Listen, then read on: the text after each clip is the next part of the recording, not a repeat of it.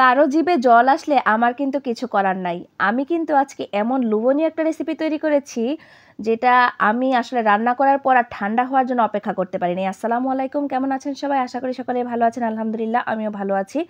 খুবই ইউনিক একটা রেসিপি, হয়তো অনেকেই খেয়েছেন, আবার অনেকেই খাননি। আমি প্রথমবারের মতো ট্রাই করেছি। যেহেতু এটা পাতায় মুড়িয়ে করা হয়, এটাকে পাতুরি বলে, ইলিশ পাতুরি করেছি আসলে। আপনারা দেখতে থাকেন, আর যদি মন চায় তাহলে কিন্তু আমার মতো করে এভাবে তৈরিও করে ফেলতে পারেন। কারণ হচ্ছে, মজাদার খাবারগুলো, লোভনীয় খাবারগুলো কিন্তু দেরি করা বা মিস করা উচিত নয়। আমরা বাঁচবই আর কয়দিন বলেন? মানুষ জাতি খুব বেশি দিন আসলে আমরা সুস্থও থাকতে পারি না। আমাদের যে যুগ এসছে, যে পরিমাণ আমরা খাবারগুলো খাচ্ছি, ফরমালিন যুক্ত খাবার খাচ্ছি, আসলে আমরা কয়দিন বাঁচবো বলেন? এত হিসাব করে কি হবে? যাই হোক, একটু বাহিরে বের হয়েছিলাম। এই দেখেন বাগানবিলাস ফুলগুলো এত ভালো লাগছিল, মনে হচ্ছিল যে এই ফুলের এখানে কিছুক্ষণ দাঁড়িয়ে থাকি। যদিও এটা আসলে অফিস এরিয়াতে, সেজন্য কিন্তু খুব বেশি সময় আমি দাঁড়াতে পারিনি। তো এই যে তারপরও ক্লিপ নিয়ে নিয়েছি। কথা বলতে বলতে আসলে আমার রেসিপি তৈরি করার একটা সময় চলেই এসছে। আমি কিন্তু আপনাদেরকে আর খুব বেশি অপেক্ষা করাবো না। এখানে পেঁয়াজ কুচি নিয়েছি একটু বেশি করে, আর আমি কিন্তু মাছ ব্যবহার করবো এখানে 4 পিস। আপনারা যতটুকু ব্যবহার করবেন সেই আন্দাজে কিন্তু পেঁয়াজ কাঁচামরিচগুলো দিবেন, কারণ হচ্ছে মাছটা খাওয়ার জন্য কিন্তু কিছু মশলা তো লাগবেই। তো সেই জন্য, আর ইলিশ মাছে কিন্তু খুব পাতলা মশলা দিয়ে খেতেই ভালো লাগে, আর পাতুরিতে খুব বেশি মশলাও লাগে না।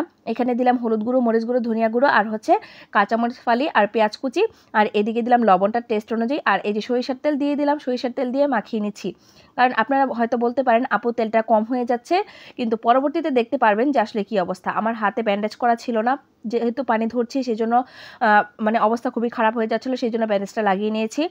কারণ রান্নার শুরুতে আমার মনে ছিল না যে ব্যান্ডেজটা আসলে লাগানো দরকার। কারণ দেখা যায় কি যে ম্যাক্সিমাম টাইম আমি হুটহাট রান্না করে ফেলি, মন চায় যখন যেটা তখন সেটাই করে ফেলি। আর এদিকে দেখেন লাউ পাতাগুলো কিন্তু আমি পরিষ্কার করে নিয়েছি, আর এইটার যে শিরাগুলো খুলতে গেলে কিন্তু এরকম পাতা ছিঁড়ে ছিঁড়ে যায়। ফ্রেশ পাতাগুলো নেওয়ার চেষ্টা করবেন, তাহলে কিন্তু পাতুরিটা অনেক বেশি সুন্দর হয়, টেস্টিও হয়।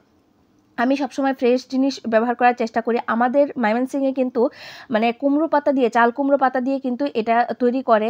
ভিতরে হচ্ছে চেপার যে একটা মশলা তৈরি করে, সেটা দিয়ে আসলে তৈরি করে, চেপার পুলি বলে।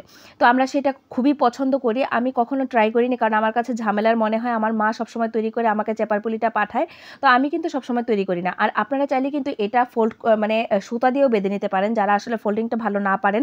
আমি যেহেতু প্রথমবারের মতো করেছি, আমার ফোল্ডিংটা খুব বেশি সুন্দর হয়েছে তা কিন্তু না। সৌন্দর্যে কিন্তু কিছু আসে যায় না, কারণ হচ্ছে আপনার খাবারের টেস্ট যদি ভালো হয়, আপনি এটা আসলে পাতা মুড়ানোটা কতটুকু কি হবে তা আসলে ডিপেন্ড করে না।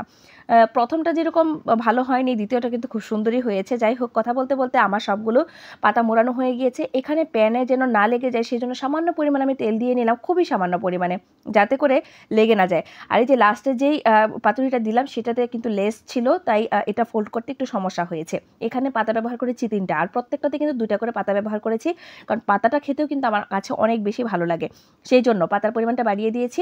আর ঢেকে দিয়ে অল্প আঁচে রান্না করছিলাম। আমি ভাবছিলাম কি হয়তো খুলে যাবে, কারণ যেহেতু প্রথমবারের মতো করছি। দেখলাম কি না, কি সুন্দর পারফেক্টলি সেট হয়ে গিয়েছে। মাশাআল্লাহ, আলহামদুলিল্লাহ। এই সময় থেকে যে কি সুন্দর একটা ফ্লেভার বের হচ্ছিল, এটা আসলে বলার কোনো অপেক্ষাই রাখে না। আর এটা খেতে যে কি পরিমাণ মজা হয়েছিল, আমি কিন্তু ঠান্ডা হওয়ার জন্য অপেক্ষা করিনি। চুলা থেকে নামিয়ে ভাত, এক পাশে ভাত হচ্ছিল, আরেক পাশে আমার এই পাতুরিটা হয়েছে। আমি ভাতটা বেরেই হচ্ছে খাবার টেবিলে চলে গিয়েছি।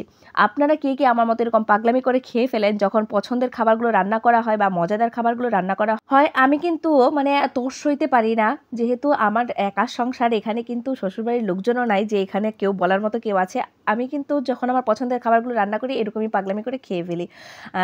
তরকারিটা ঠান্ডা হওয়ার পর্যন্ত অপেক্ষা করি না। যাই হোক, কথা বলতে বলতে আমার রেসিপিও রেডি হয়ে গিয়েছে, আর এদিকে আমি একটু খেয়ে নিচ্ছি। দেখতেই পাচ্ছেন ধোয়া ওঠা ভাত, ধোয়া ওঠা হচ্ছে পাতুরিটা, আর এদিকে আমি কাঁচামরিচ নিয়েছি এক্সট্রা করে কামড় দিয়ে খাওয়ার জন্য। এটাও কিন্তু অনেক বেশি মজাদার। যারা কাঁচামরিচ খেতে পছন্দ করেন তারা কিন্তু এটা ফিল নিতে পারবেন। প্রত্যেকটা বাইটে বাইটে এতটা টেস্টি লাগে। যদি না তৈরি করে খেয়ে থাকেন এইভাবে, অবশ্যই একবার হলেও ট্রাই করেন। আমি বলবো যে ফিদা হয়ে যাবেন এই রেসিপির, জাস্ট ফিদা হয়ে যাবেন। আমি আমার মতো করে তৈরি করেছি, কারোর সাথে মিলে গেলে আমার কিন্তু কিছু করার নাই। ভালো থাকবেন। আজকের রেসিপিটা কেমন লেগেছে অবশ্যই কমেন্ট করে জানাবেন, আর একবার হলেও ট্রাই করে দেখবেন, আমাকে জানাবেন কিন্তু।